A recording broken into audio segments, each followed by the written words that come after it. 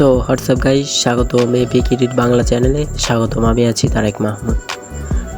So বরাবর নতুন video নিয়ে হাজির হলাম।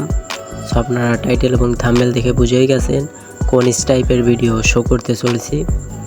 সো ছবিতে লোগো লাগাই কিভাবে এবং লোগো বানাই কিভাবে, সেটা আমরা অনেকেই পারি না এবং জানি না। না জানা থাকলে আপনারা ঠিক জায়গাতে এসেছেন। এরকম লোগো লাগাতে পারবেন খুব সহজেই ছোট্ট একটা অ্যাপ্লিকেশনের মাধ্যমে। সো কথা না বাড়িয়ে মূল ভিডিওতে যাওয়া যাক। আমাদের ছোট্ট একটা অ্যাপ্লিকেশনের দরকার হবে।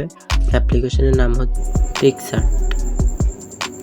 অ্যাপ্লিকেশনটা গুগল প্লে স্টোর থেকে ডাউনলোড করে নেবেন। সো অ্যাপটা আমরা ওপেন করছি। ওপেন করার পর এরকম একটা ইন্টারফেস শো করবে। সো নিচে একটু লক্ষ্য করলে দেখতে পাবেন প্লাস আইকন নামক একটা অপশন। এইখানে স্ট্যাপ দিবেন।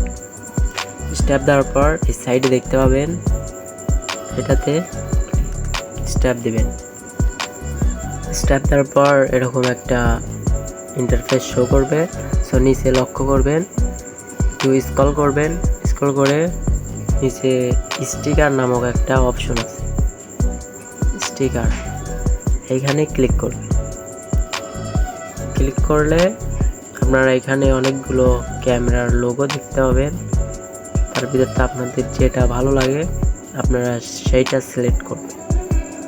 কিংবা এখানে সার্চ বার আছে, সার্চ বারে যদি টাইপ করেন লোগো তাহলে চলে আসবে।